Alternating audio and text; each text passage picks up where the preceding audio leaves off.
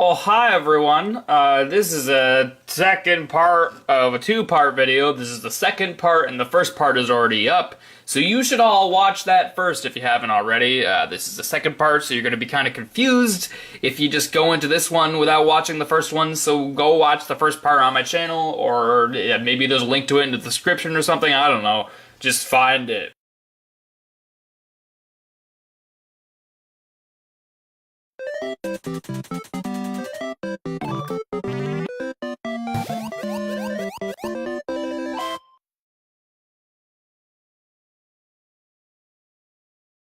Stupid Mario Bros. Had gone on for 5 years since the beginning. It started in 2007 and it ended in 2012. And after it finally ended in 2012, a lot of people started to leave the channel because they were only watching the channel for Stupid Mario Bros.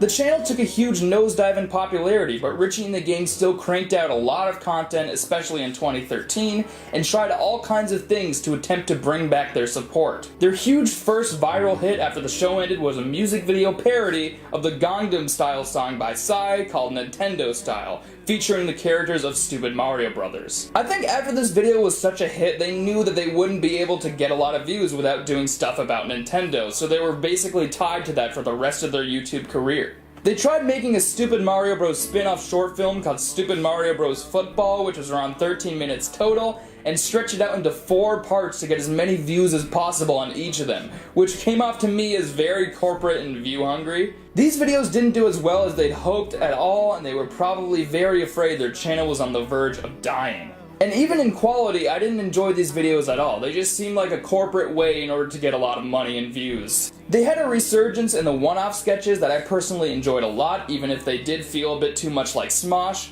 but those weren't able to bring back in the dough that they used to have. They then attempted to capture lightning in a bottle again and announced a big brand new video game show that they were working on. This show was called That Stupid Video Game Show, which was meant to be a bunch of skits that were not connected at all, but featured the Stupid Mario characters. They were clearly inspired by Smosh. There's so many episodes of this show that it's just like, that's straight from Smosh. And it was advertised as the spiritual successor to the series everyone loved so much. The show only ran for about half a year until they gave up on the idea completely. Some of the episodes were genuinely funny and enjoyable, but most of them didn't work at all and were even less funny than the humor from season 5. There are just some embarrassing episodes, and they were just attempts to be like Smosh and ride off a similar success. Wake up in the morning, get some video games on. Not gonna go to school cause I'm starting with Pong. Gonna play tons of games, up next is Donkey Kong. Not gonna do anything all day long. Blink on my mind, Ocarina of Time. Starting to see some fairies, well that's a good sign. No, God! No, God, please, no! No! No! No! Funny enough, the sketches I really liked from around that time were the ones that weren't about video game characters. Matt's School of Bloopers, Story Time with Matt, Our Cousin Vinny, and Harry Potter and the IRS Audit are all examples of ones that I really loved from that time. The Richie vs. Chris Holiday trilogy, though, is one of the best things to ever come out of the post-Stupid Mario era. They are 3 sketches that connect with one another that are about Richie and Chris constantly trying to prove that they're better than one another, and it gets really crazy later on in the trilogy. All kinds of classic cast members from the show come back, and a lot of the humor revolves around the exaggerated personalities they've formed around themselves over the years. These sketches might not be as good to people who haven't watched this channel for many years, but I had watched these guys for so long, so this was just a huge treat as a big Rich Alvarez fan over the years. They also tried talk shows, let's plays, rap battles, usually things that were attempts at a lot of views, but didn't perform adequately. Nothing really performed in the way that they wanted it to. Some of them were genuinely really good to me, so it was often disappointing when they ended so quickly. Like, they'd start a show for 2 episodes and then immediately cancel it because it wasn't getting the views that they wanted. The channel was a huge mix between good content that really worked well artistically and content that didn't work artistically, and none of them performed up to a good enough caliber regarding views and money. So the channel was all over the place. But how, Hagrid? My series is over! No one cares about me anymore! Harry, even though your series is over and nobody cares about you anymore, you have to continue. Maybe someday you will do something incredible and people will love you again. Well, and then they'll forget about you again, and then you'll have to do something incredible a third time. But how do I keep them interested forever? I don't know. Do a daily vlog or something. Wait a second. Are we still talking about Harry Potter or Stupid Mario on the Rich Alvarez channel? Rich Alvarez! It was never able to keep the attention of a large fan base like the old days, and the view count continued to decline. But then, out of nowhere, Richie decided to make a new Mario series with a connecting story which was very dark and grim and depressing, and promised to return to the interesting epic stories that they used to produce. But before we get to that, there's something else that I need to talk about that came out before this Mario series.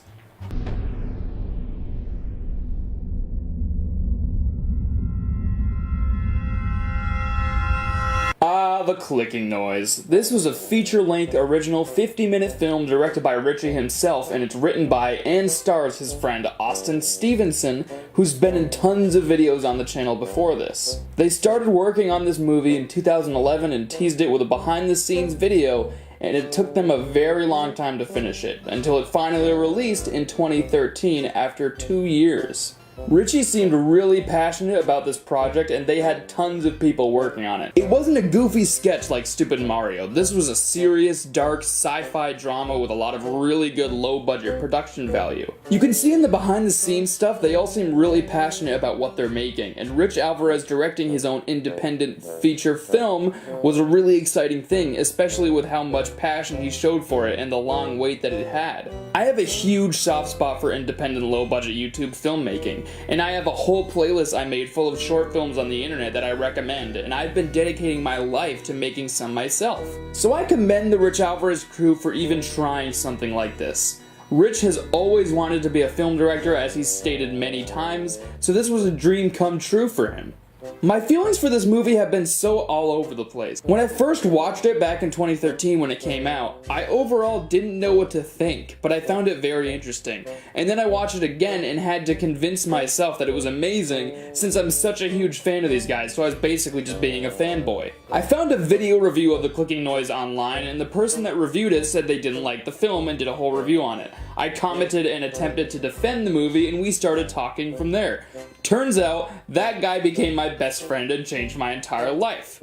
Funny how things work. Thanks, Rich Alvarez. Over time though, as I became more educated on film and filmmaking, the more I disliked the movie. It has a really interesting complex concept, and it's very well made on a technical level. At the time, it was easily the most impressive thing on the channel from a production and a filmmaking standpoint.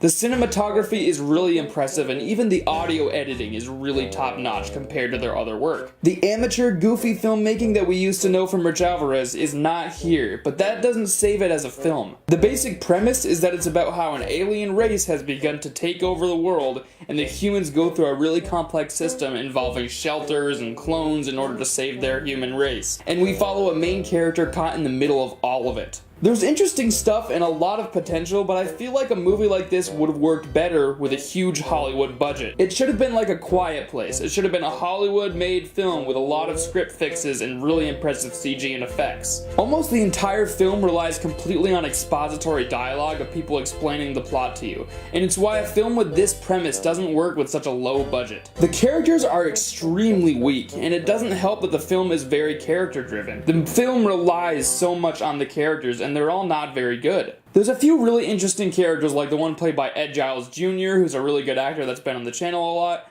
but everyone else feels very underdeveloped and very unmemorable. The main character played by Austin Stevenson is super weak. He's not very good at all, which is sad to say because the actor played a lot of comedic characters on the channel until this role that I really liked, but I don't think serious roles work for him very well. Adam, don't talk like that. Come on, you two are reprints. You need to go to your designated locations. There's one not too far from here. We're not going! You have to go, son. Don't be afraid. Nothing terrible will happen to you there. Are you kidding me? Have you seen what those things do to humans? I'm not going to compromise the safety of my real son. If they don't get you, they'll go looking for your original. Just go away! I don't want to deal with this anymore. Okay. Good, got it, great, good. They basically only developed this character by having several characters call him quote-unquote odd, and other than that, we don't know anything about him. I shouldn't be surprised, because you've always been a little odd. Odd? In a good way. You gave up your spot for a girl? You've always been kind of odd, Adam. Why does it take an apocalypse for everyone to tell me that I'm odd? We don't even see him acting quote-unquote odd. There's nothing that suggests that he's an odd person. We just hear that he's odd from different characters, and he acts like a normal person throughout the entire movie. It's very weak development, and the fact that he makes stupid decisions throughout the entire movie doesn't help. I won't stay long, I promise. Let me just make some food, warm up a bit. I'll be out of there 2 hours at the most. I'm sorry, kid, but the answer is no. I could just kill you if you don't let me into your house. Kid, I can tell you right now you won't be very effective with that on me. And why is that? I can tell by the way you're holding it you don't know what you're doing. You're just afraid. And besides, there's this. In what universe would you be able to kill him with that? He's holding a shotgun and you're holding a tiny knife. It doesn't take a genius to figure it out that that would never work. Was there a person from behind the scenes saying this scene is a terrible idea, but did everyone just go for it and think it was great? I don't understand what was happening when they made this scene. The film's tension also relies a lot on this girl character that he wants to meet with so that he can die with her because all the human race is gonna die, and he wants to meet with his girlfriend to die with her peacefully, and we haven't even met this girl character, so we don't give a crap about his mission or her well-being at all. They don't even have a flashback with the two of them, and when they finally reunite at the end of the movie, there's zero chemistry there. Julian Petrozelli, who plays another big character who also was a big part of the channel, also doesn't work in this film. His performance is really bland and his character is very flat. They describe him as really smart throughout the whole movie, and that's his whole character. That's it. I think Austin and Julian are both really great actors when you put them in the right roles, but these roles are so boring, and I don't blame them for the wooden performances because the characters are so written badly. Richie has barely commented on this film since its inception, and it's been, what, 4 years now since it came out? And Austin and him parted ways shortly after it came out for unknown reasons, so I think they too might be aware that the film didn't work. It was a really cool premise and it's very impressive visually, but other than that, it unfortunately drops the ball on almost every front. Someday I'd love to see Rich work on another film and improve upon this one though, because he clearly has a creative mind. But enough of that, let's get back to Mario.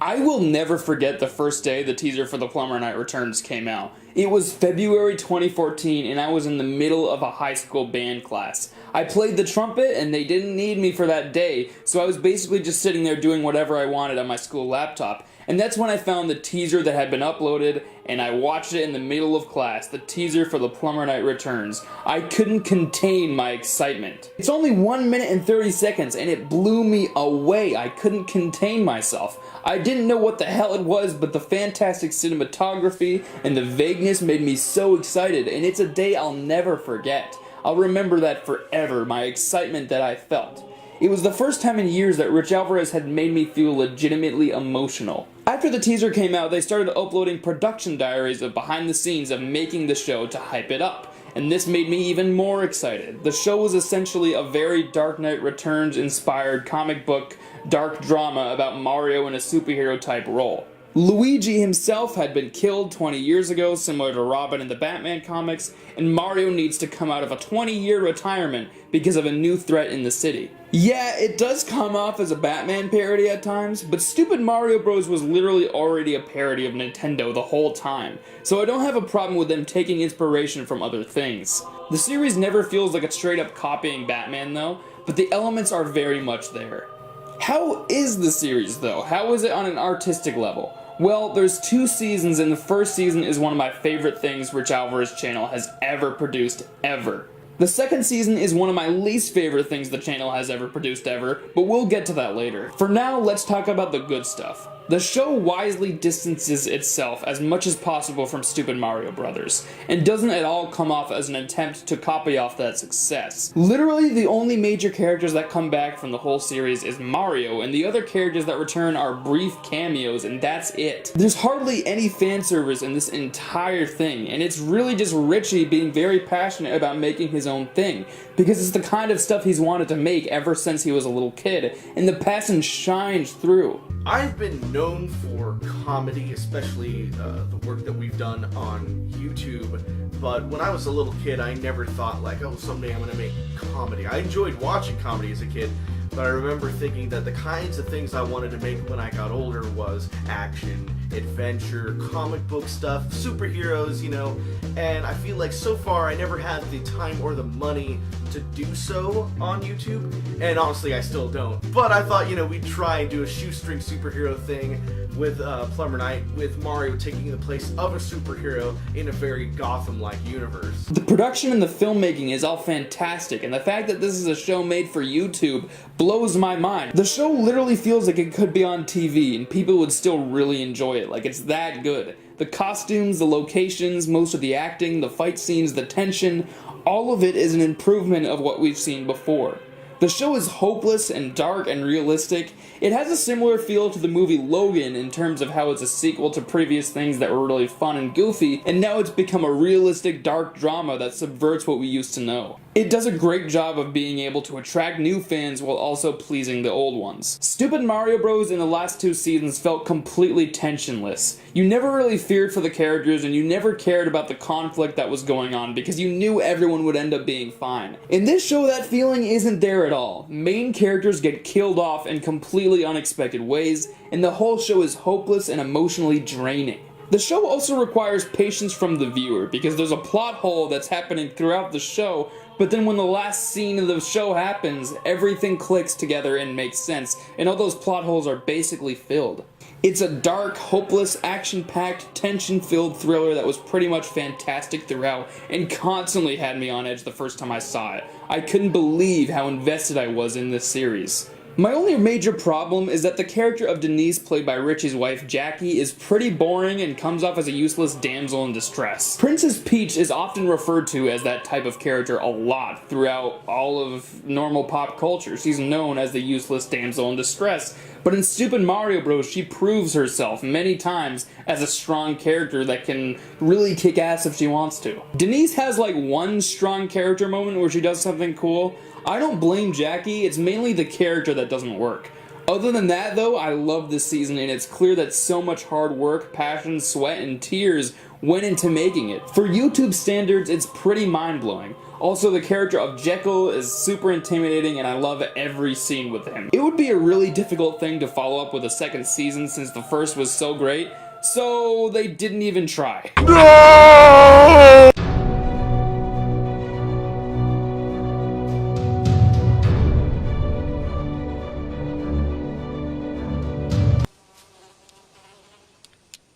That is one big pile of shit. I am not a fan of Plumber Night Season 2 at all, and I know the crew behind it had tons of production problems when making this, but that's not really an excuse to me. Something like this should require a lot of time and effort to make it right, especially with how great the first season was. Plus, the story and plot does not work at all.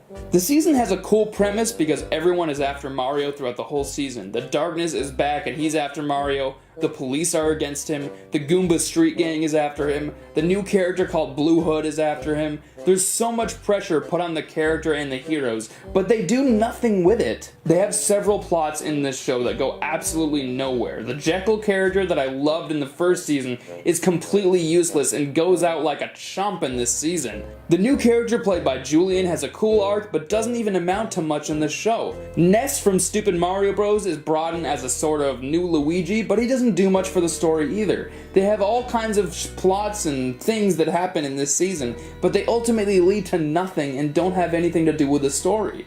They have a new corrupt mayor character played by Richie's sister who's completely useless and has no impact on the story as well. It's all a bunch of plots that lead to absolutely nothing, and the twist at the end of the season was the most predictable thing ever. The show has a few cool action scenes and some good moments and characters, but even the production has gone so down since the last season. The top-notch cinematography, the costumes, the effects, the makeup, everything is just downgraded since the first season. What happened? The darkness from Stupid Mario Bros. Was set up as the main villain in the first season, which would have worked really well since he's like the Joker, but when they finally have stuff with the darkness in this season, he's hardly even in it because they want to make room for this boring Blue Hood villain. It's an incredibly disappointing season with a lot of potential because so much of the first season built up to what would happen in this one. There's also a great potential character that the first season set up to be a huge part of this season, but the actor who played him wasn't in town, so they didn't even wait for him and completely rushed it out and replaced him with a different character. They could have just taken their time and waited for that actor to show up so they could do stuff with him, because the thing that they ended up doing to replace him didn't work at all. There's one line that Mario says early in the show that I need to bring up. So it's all over. I'm afraid so. But we can make a new life for ourselves elsewhere. I hear there's a town about 50 miles. So that's it? You're giving up? Yes, Ness. It's over. I'm not going to oppose the police. But Mario, there's so much more going on here than you realize. Really? Well, then enlighten us. Imagine if Mario had not listened to Ness, and imagine if this season revolved around those heroes on the run from the darkness, the Goombas, the police, and they had to go on a huge emotional and transformative journey, and the Blue Hood plot was completely eliminated. Would that not have been a much more interesting season? It would have been like the movie Logan and would have fit the hopeless, depressing feel that the first season did so well. But instead, we just get a bunch of boring, pointless plots that all lead to a terrible, predictable twist in the end of the show. They should have taken their time with this season and tried to make it way better, and they should have allowed other people to put input into the script, because the one Richie wrote for the season does not work. Everything that made the first season great is completely missing from this one, and I can't stand watching it. Also, Denise in this show, who I mentioned earlier, is even more useless than she was in the first season. They made her worse. What did you say this place was? What happened to the Koopa? You mean you've met him before? Vision? What is the darkness? Why? Which means that there must be something else? Are we really gonna leave the city? Mario, did you get? Yes. What do you want me to do? What the hell? What do we do about Jekyll? Here? In your own backyard? Really? Why do you think he wants you dead? You're not even interested in his story? A note? That was a man. What could have done that? And the Blue Hood did this? Did you ever come here before to fight Goombas? Do you think he's going places you've been before to find you? An old castle, Mario? Whose castle? You couldn't get it back? You had some great adventures here, didn't you? What are you doing? Trying to remember what? Story? What story? What detail? So just what are you anyway? Another one of the Koopa's goons? So then what is he? Are you okay? Yeah, you? Are you sure you're okay, Mario? What? Commissioner, why are you here? Are you okay? What is it? Are you holding up? What do we do now, Mario? That was the end of Plumber Night. It was a 2-season show, and then Richie decided to do this multiple timeline thing in a different show that made Plumber Night completely irrelevant. Yeah, thanks for ruining one of the best things you've ever made. Speaking of that show that makes Plumber Night irrelevant, we should probably get into talking about that now. Stupid Mario World! We're back, this time to stay! Stupid Mario World was a new Mario show that was marketed as a reboot/sequel to Stupid Mario Brothers, with familiar characters returning to the real world. At first it was meant to be a prequel to Plumber Night, and it was meant to retain the feeling of the early episodes of Stupid Mario, but that completely changed later on, and they tried once again to make an epic, serious story. The show was marketed as a new show, but it really is just season 6 and 7 of Stupid Mario Bros. They easily could have just called it that, and there would be no debate, because that's what it is. It's just season 6 and 7 of Stupid Mario Brothers. After 3 long years, fans finally got their greedy wish granted for more Stupid Mario seasons, even if the creators wanted to move on to different things before they overdo Stupid Mario Bros. I remember when this show got teased, I was pretty disappointed in what they were doing because it looked like an unnecessary cash grab to bank on nostalgia. The Plumber Knight Returns was a very different series that took a lot of risks, and even if it was a Stupid Mario sequel, it felt very separate from what we saw before. This just feels like an attempt to redo what they had done back in 2007 with that original season, and that's the most shameful thing about continuing the series. It had a good run and a good end, and Plumber Knight was a welcome addition because it was almost completely different. This just feels like an unnecessary cash grab for views, and overall that's pretty much exactly what it was. I'm gonna be honest though, I actually enjoyed the show for about the first 10 episodes of it. Sure, it's unnecessary and just a lame attempt to bank on what made them famous, but they actually had some really enjoyable humor and it wasn't attempting to take itself seriously. If the show had continued with that goofy comedic style it was going for with those 10 episodes, I think we actually could have gotten a decent sideshow that's just made for fun. But instead, the show tries to start getting serious again and messing with the timeline and doing all kinds of crazy stuff. And that's something I couldn't stand. Season 2 of this show is honestly kinda terrible. They'll have an episode that's like 3 minutes, they'll fill it with awful filler and a bunch of flashbacks, and then save every important plot point for the final episode of the season, which was 30 minutes long. Half of the total runtime of the season is all in this final episode. You'd think they would learn their lesson from season 5, but they did it even worse here. It's even worse than the filler in season 5. The final episode had a few scenes that I enjoyed, like when they made fun of their awful cooking show that they do on the side. Yes, you heard me right, they have a cooking show now. But like I said, it starts getting into this huge exposition scene at the end that explains that there's 3 incarnations of this one villain from alternate universes going to get revenge on Mario and his friends, and there's 3 different Marios coming to help this Mario. It was all unwelcome nonsense that just made things so complicated, even though the show was already complicated from season 5, especially because it renders the Plumber Knight Returns completely pointless. It's revealed that the Plumber Knight Returns actually doesn't take place in the Stupid Mario World timeline, and only the first 10 episodes of Stupid Mario World actually were a prequel to Plumber Knight. After that, it becomes a separate timeline. It's really hard to describe, it's really complicated, but there's like a huge exposition scene that explains everything, and basically the show is marketed as a Plumber Knight prequel, and now all of a sudden it's part of an alternate reality where none of the events of Plumber Knight will ever take place, even though the first season of Plumber Knight is one of the best things the channel has ever made. He basically retconned that entire series from the canon timeline and made it some alternate universe. Why would you do that? Another thing with this season is that it literally feels like it only exists to set up the upcoming Stupid Mario World movie, which is Stupid Mario Legacy. The entire thing feels like a commercial for that upcoming film and doesn't even really have its own story going on. It's just a bunch of filler with a giant exposition scene to explain what we're about to see in that movie. I enjoyed the first season for the first 10 episodes for what it was, and I wish it had kept on with that goofy nonsense. But the second season is a boring mess, and it's obvious Richie just wanted to make this legacy film the whole time instead of making this filler season. We should probably talk about that legacy film now because it's kind of their latest thing that they've done, their latest big thing that they've done.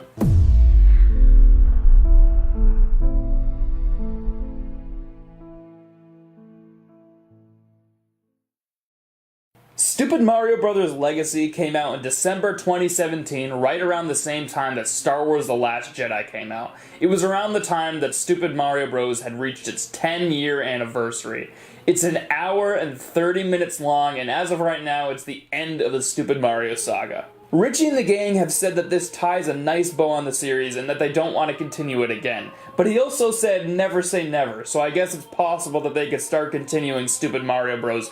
All over again and trying to bank on that nostalgia. Like I said, Richie clearly cares about this film and there was a lot of work that went into it. He clearly really cared. The only problem is that I didn't care. After this season had a great ending in 2012 and then it ended up being continued just for desperate views, it didn't have any of the charm to me anymore. Plumber Knight Season 1, like I said, was a step up in the tension and the filmmaking, and it was geared towards the more mature fans that grew up with Stupid Mario. It was something new and different.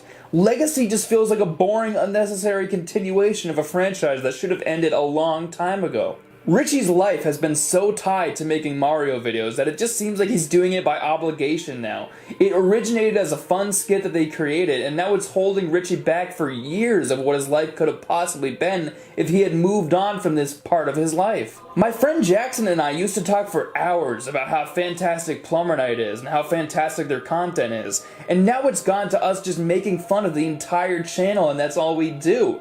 We both talked to each other about Legacy and just laughed about the incompetence of the opening scene. No! DK! No!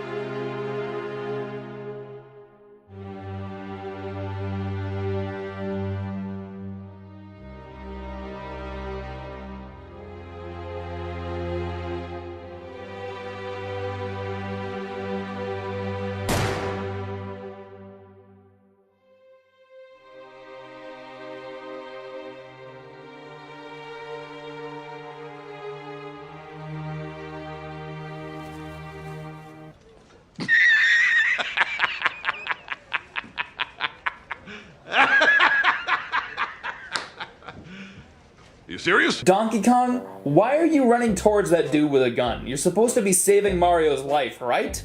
Does this guy only have one bullet left in that gun? Why do you need to run in front of him and get yourself killed? Why don't you and Mario both run away or have Mario shoot fireballs at the guy? And why did he walk away after shooting Donkey Kong? Why didn't he continue his attack on the house? What is this scene? It's supposed to be an emotional scene, but nothing makes any sense. The humor as well in this film is so cringe, and it's only a mere shadow of what they used to be able to do back in the golden age. Also, when is Bowser gonna discover email or Facebook?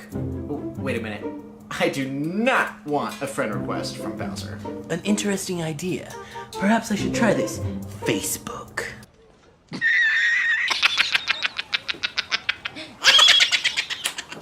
You serious? Got it, great, good. No! They bring back the villain of the darkness again, who's already been ruined twice, and he just does nothing for the entire movie. He's basically pointless. I didn't care about the story at all or the characters, and you know exactly how it's going to end and what's going to go down. My favorite scene in the movie was with the character from the Fallout games, the new character, just destroying this dude and giving Spider-Man-esque quips, because it was something actually different and not just the same thing. I've killed a family of Deathclaws with my pocket knife. Who the hell are you? I'm about to show you why they call me the Alpha. Ha!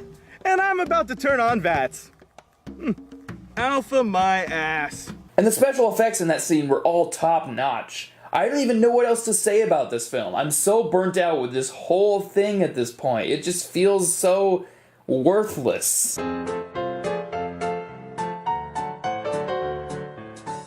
To me, the Richoverous channel is pretty much dead at this point. They don't get many views or likes per video at all, and sadly, it's well deserved. It's only a very small fraction of the fame that they used to have. They've gone through such a downfall in popularity and artistically that it's really sad to even go to their page, especially when they're so convinced that the channel is better than ever before. Hey guys, we've been cooking up a lot of good stuff here at Rich Alvarez. Music videos are something I used to love to do all the time, but the current nature of YouTube doesn't allow for them to do very well. And I was sad to see our last one, the Pokemon Go Anthem, underperform, especially since I had help from so many friends to make it. This could be the best year of Rich Alvarez, guys. I can feel it, can't you?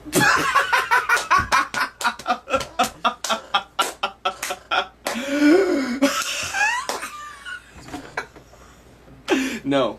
People don't subscribe to the Rich Alvarez channel to watch you cook with your wife, or make vlogs, or react to Super Bowl commercials. Oh, little wiener dog. In a wiener costume. Oh, and more wiener dogs in more wiener costumes. A whole field of wiener dogs in wiener costumes. Oh, they're so happy. To be fair though, after Stupid Mario Legacy ended, they did try to bring back the one-off sketches and,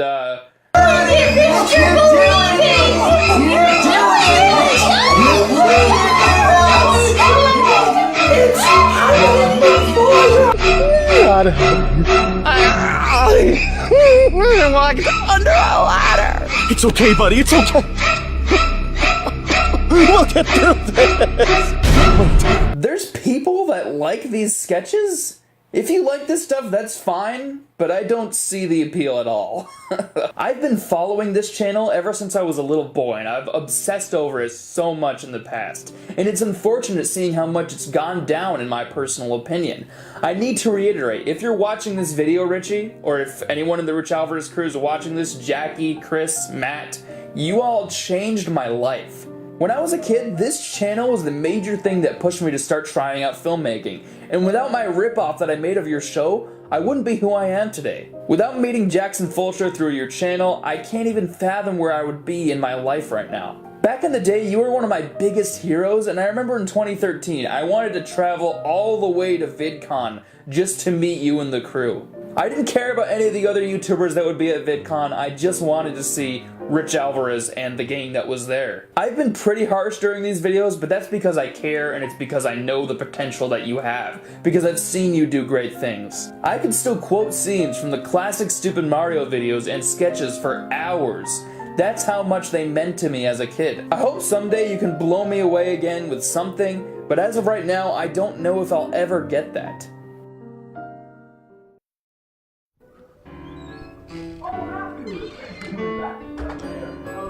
I got your message and I think it's giving us some light.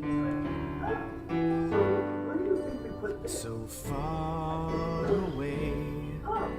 Doesn't anybody stay in one place anymore? It would be so fine to see your face at my door. Doesn't help to know you're just oh yeah, it's this channel. How times have changed, huh? there used to. Holding you again could only do me. How I wish I could. Oh hey, look who's calling me. Hello. Hey, remember that old YouTube channel called Rich Alvarez? Those were the days, man. Yeah, they really were, man. They really were. If I could only work this life out my way, I'd rather spend it being close to you, but you're so far away. Doesn't anybody stay in one place anymore? It would be so fine to see your face at my door. Doesn't help to know that you're so far away. Yeah, so far away. Traveling around sure gets me down and lonely. Nothing else to do but close my mind. I sure hope the road don't come to own me. Yet so many dreams I've yet to find. But you're so far away. Doesn't anybody stay in one place anymore? And it would be so fine to see your face at my door. And it doesn't help to know that you're so far